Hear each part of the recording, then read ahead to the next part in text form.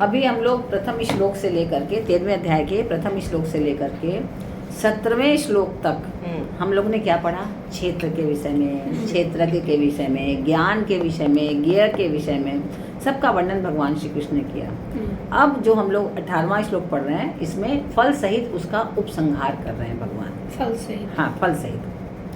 इति क्षेत्रं तथा ज्ञानं ज्ञेयं चोक्तं समासतः मद्भक्त एतद्विज्ञाय मद्भावायोपपद्यते। इति क्षेत्रं तथा ज्ञानम।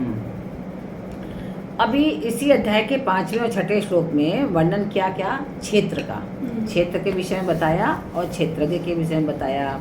और 7वें से 11वें श्लोक तक में जिस साधन समुदाय का वर्णन किया गया वो क्या है? ज्ञान, ज्ञान के विषय में बताया। और 12वें से 7वें श्लोक तक जिसका वर्णन किया वो है ज्ञेय, ये मतलब जानने लोग। ज्ञान क्या बताया था कि क्या क्या करना चाहिए और क्या क्या नहीं करना चाहिए, ये बताया था ना पिछले हम लोग ने, इसके पहले जो पढ़ा था। तो इस तरह भगवान श्री कृष्ण कह रहे हैं कि मैंने क्षेत्र, ज्ञान और ज्ञेय का संक्षेप में वर्णन किया है। जब कितना विस्तार से करें लेकिन बता रहे हैं कि संक्षेप में वर्णन किया है। मद भक्त एतद विज्ञाय, मेरा भक्त क्षेत्र को, साधन समुदाय रूप ज्ञान को और ज्ञेय तत्व को अर्थात परमात्मा को तत्व से जानकर मेरे भाव को प्राप्त हो सकता है।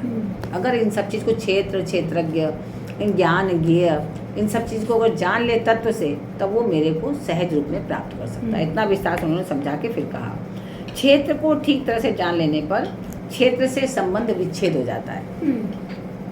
अगर हमें क्षेत्र के विषय में विस्तृत से जानकारी हो जाए कि हाँ भाई ये क्षेत्र है, अब अगर हमारा खेत है तो क्या हम उससे चिपके रहेंगे? क्या नहीं चिपके रहेंगे। उसमें जो बीज बोना है बीज बो करके अपना स्वतंत्र होकर अपना दूसरा कर्म करेंगे। तो ऐसे ही ये शरीर भी क्या है? क्षेत्र है। तो इस क्षेत्र में भी हम प्यार का और सम्मान का और प्रभु के स्मरण का, विभिन्न ज्ञान का, इसका बीज बोएं और प्रसन्न रहें।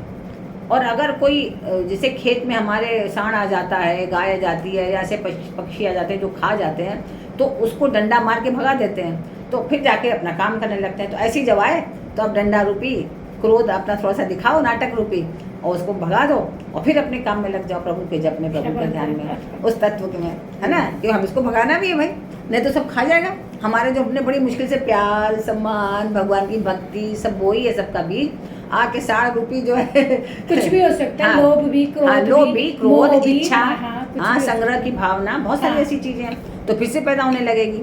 तो ये पैदा ना हो, इसलिए हम भगवान ने क्या कहा? क्षेत्र का ज्ञान बताया। क्षेत्र का ज्ञान जब हो जाता है तब क्या होता है? क्षेत्र से संबंध विच्छेद होने लगता है। तब हम समझते हैं कि नहीं, ये शरीर अलग है और हमारा क्षेत्रज्ञ है, हम क्षेत्र के मालिक हैं, इस शरीर के मालिक हैं, हाँ, ना कि शरीर है। ज्ञान को अर्थात साधन समुदाय को ठीक तरह जानने से, जितने भी साधन बताए भगवान ने, अपनाने से देहाभिमान मिट जाता है। अभी क्या है हम लोग के अंदर? देहाभिमान, मैं ये हूँ, मैं ये वर्ण का हूँ, मैं ये जात का हूँ, मैं ये जॉब करता हूँ, मेरे ये कर्म है। इसके कारण क्या होता है? हमारे अंदर अहंकार भर जाता है, देहाभिमान हमें हो जाता है। तो जब हमें ठीक तरह से उन साधनों का जो भगवान ने बताया है, अगर हम सदुपयोग करें, उसका चिंतन मनन करके उसको अपने जीवन में उपयोग में लाएं, तो क्या होगा कि जो हमारा जो देहाभिमान है वो धीरे धीरे करके मिट जाएगा। और देहाभिमान जब मिट जाएगा, ज्ञेय तत्व को ठीक तरह से जान लेने पर फिर हमें क्या होगी? उसकी प्राप्ति हो जाती है। परमात्मा तत्व के साथ अभिन्नता का हमें अनुभव होने लगेगा। तो ये चीज़ हमें इसकी प्राप्ति होगी। तो ये एक सिद्धांत है कि सत्ता हमेशा एक ही होती है, दो नहीं होती। सत्ता हमेशा एक होती है। भगवान ने गीता में ज्ञान और भक्ति दोनों में ही अपने भाव की प्राप्ति बताई है। चाहे ज्ञान आप करो, ज्ञान हो आपको, चाहे भक्ति हो, दोनों में ज्ञान के माध्यम से भी आप हम उन्हीं को प्राप्त करेंगे और भक्ति के माध्यम से भी हम उन्हीं को प्राप्त करेंगे। तो ज्ञान में इसका तात्पर्य है ब्रह्म से साधर्म्य होना।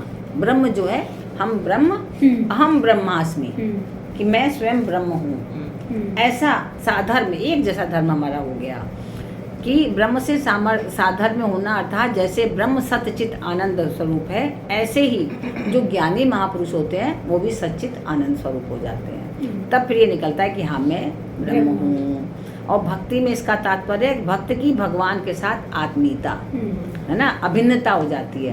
फिर हम उसको कहते हैं अव्यभिचारिणी भक्ति, है ना, अव्यभिचारिणी भक्ति हो जाती है फिर। तो इस तरह से भगवान में फिर वो लीन हो जाता है।